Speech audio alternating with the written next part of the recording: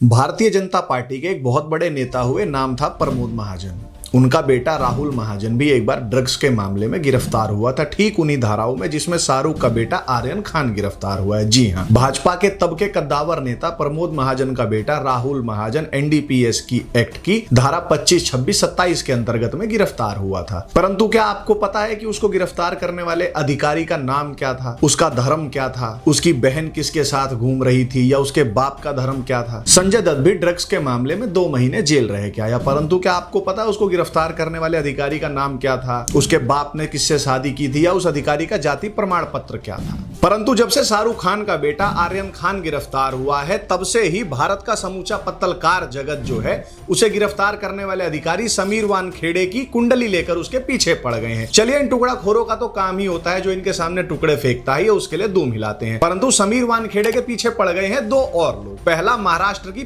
पूरी महाराष्ट्र सरकार और दूसरा एनसीपी का नवाब मलिक। नवाब मलिक तो जो है वो पॉलिटिकल इस्लाम के ट्रू कैरेक्टर पे आ गया, यानी महिलाओं पर हमला। जी हाँ, रिलीजन के बुर्के में घूम रहे इस माफिया गैंग का महिलाओं पर हमला सबसे घातक हथियार होता था और यही कारण है कि इनके जहां जहां हमले होते थे वहां पर महिलाएं जो है वो जौहर कर लिया करती थी, ताकि उनकी मृतदेह के साथ भी ये ज़ॉम्बीज़ बलात्कार ना कर सके। जौहर पर एक वीडियो हम पहले बना चुके हैं, जिसने नहीं देखी वो जाके देख सकता है। अब यदि आप लोगों के मन में ये प्रश्न आ रहा हो कि भैया आर्यन खान को गिरफ्तार करने वाली संस्था का तो नाम है एनसीबी और वानखेड़े तो उसका मात्र एक अधिकारी है, और ऐसा भी नहीं है कि आर्यन खान को गिरफ्तार करने के लिए वानखेड़े अकेला हीमैन या सुपरमैन या स्पाइडरमैन बन के चला गया था, उसके साथ और भी अफसर गए होंगे एनसीबी के। फिर ये एनसीबी का जो नवाब मलिक है वो हाथ धो के इस वानखेड़े के पीछे क्यों पड़ गया है? तो साहब, ये जो नवाब मलिक कर रहा है वो जिहाद का स्टैंडर्ड मैनुअल है। आप लोगों को याद होगा, मैंने पिछली एक वीडियो में आपको वामपंथी सॉल एलेंस्की की एक रूल्स फॉर रेडिकल नाम की किताब के बारे में बताया था। उसी वीडियो में मैंने उस किताब में उसका लिखा 13th रूल भी बताया था। क्या था वो रूल? उस किताब में एक वो रूल क्या बताता है कि always personalize your target, never target an abstract. मतलब वो ये कहता है कि भैया किसी एब्स्ट्रैक्ट, किसी आइडिया को टारगेट मत करो, किसी पर्सन को टारगेट करो, अपने दुश्मन को पर्सनलाइज करो, किसी एक व्यक्ति को चिन्हित करो, किसी विचार या संस्था पे हमला मत करो। आर्यन खान को गिरफ्तार एनसीबी ने किया है, परंतु एनसीबी पे हमला मत करो, उसके कई अधिकारियों पे हमला मत करो, एक पर्टिकुलर वानखेड़े पे ही हमला करो। वही ये जो नवाब मलिक है वो कर रहा है। दूसरा, ये नवाब मलिक वानखेड़े के पीछे हाथ धोकर इसलिए भी पड़ा है क्योंकि वो ये भी करना चाहता है कि इस रिलीजन के बुर्के में घूम रहे माफिया गैंग को रजिस्टर करने की कॉस्ट इतनी हाई कर दो कि कल को कोई हिम्मत ही ना कर सके इस रिलीजन के बुर्के में घूम रहे माफिया गैंग पे हाथ डालने को। पश्चिमी देशों में कोई भी यदि इस माफिया गैंग का सत्य लिखता है तो उसको सू कर दिया जाता है, उसके एम्प्लॉयर को चिट्ठी लिखी जाती है कि भाई आपका जो फलाना एम्प्लॉय है वो इस्लामोफोब है, और उसके बाद उस व्यक्ति की नौकरी चली जाती है। भारत में वानखेड़े का हाल देखने के बाद जो हमारे यहाँ की नौकरशाही है, जो ब्यूरोक्रेट्स हैं, जो वैसे तो ज्यादा कुछ करते नहीं है, उनमें भी किसी के दुक्के का मन कभी कर गया कि मेरी आत्मा जग गई, अब मैं सत्य के लिए लड़ूंगा, मैं कुछ करूंगा, तो वानखेड़े का हाल देखने के बाद उनकी स्पाइन में एक परमानेंट चिल स्थापित हो जाएगी किसी मुसलमान पे हाथ डालने को लेकर। नवाब मलिक धमकी दे रहा है कि वो वानखेड़े को जेल में डाल देगा, परंतु क्या कभी नवाब मलिक खुद उसको वानखेड़े को जेल में डालेगा? जी नहीं। यदि वानखेड़े कभी जेल गया तो उसका वो ऑर्डर देने वाला अधिकारी भी हिंदू होगा, और वानखेड़े को जेल ले जाने वाला इंस्पेक्टर और सिपाही भी हिंदू होगा, उस जेल का जेलर भी हिंदू होगा। और यदि ये अधिकारी और ये इंस्पेक्टर और कांस्टेबल वानखेड़े को जेल में नहीं डालेंगे तो एट वर्स्ट इनका सिर्फ ट्रांसफर हो सकता है, परंतु यदि उसको जेल में डालेंगे और कभी इनके दिन खराब आ गए और कोई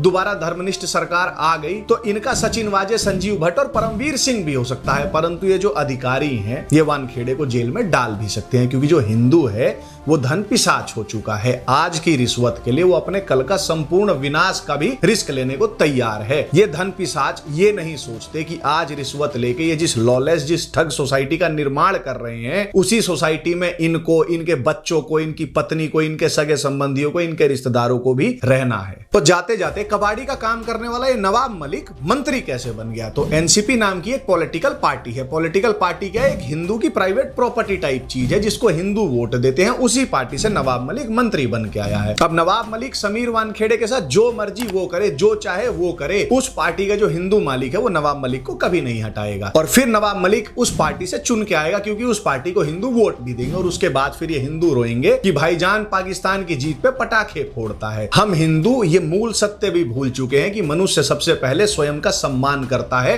उसके बाद विश्व हमारा सम्मान करता है। परंतु जैसा कि मैंने बताया, हम हिंदू कुछ मूल सत्य ही भूल चुके हैं। ये वीडियो आप सबको कैसी लगी कमेंट बॉक्स में हमें अवश्य बताइएगा, और पसंद आई तो अपने मित्रों के साथ, दोस्तों के साथ शेयर भी कीजिएगा। और आपके लिए एक जरूरी सूचना, इस फतवा बुक की नजर हमको लग चुकी है और ये हमको कह रहा है कि हमको अनपब्लिश भी कर सकता है, क्योंकि हमारी जो स्पीच है, जो हम सत्य बोलते हैं, वो इसके हिसाब से हेट स्पीच है। तो हम क्या करें, सत्य बोलना छोड़ दें? बिल्कुल नहीं, ये तो होने ही वाला नहीं है। तो आप एक नंबर लिखिए 7982536673, ये हमारा व्हाट्सएप नंबर है। इस नंबर पे आप अपना नाम और पता लिखकर भेजें, हम अपना कंटेंट आपको यहाँ भी भेजेंगे। यदि भविष्य में ये फतवा बुक फेसबुक हमको वहां से अनपब्लिश कर देता है तो भी। क्यों? क्योंकि मेरे गुरु ने कहा था सत्य तो बोला जाएगा। अगर ये हमको हटाएंगे तो हम चौराहे पे खड़े होकर सच बोलेंगे, वहां से भी हटाएंगे तो हम दुदुम भी बजा के सच बोलेंगे, परंतु हम सच बोलेंगे। जय श्री राम।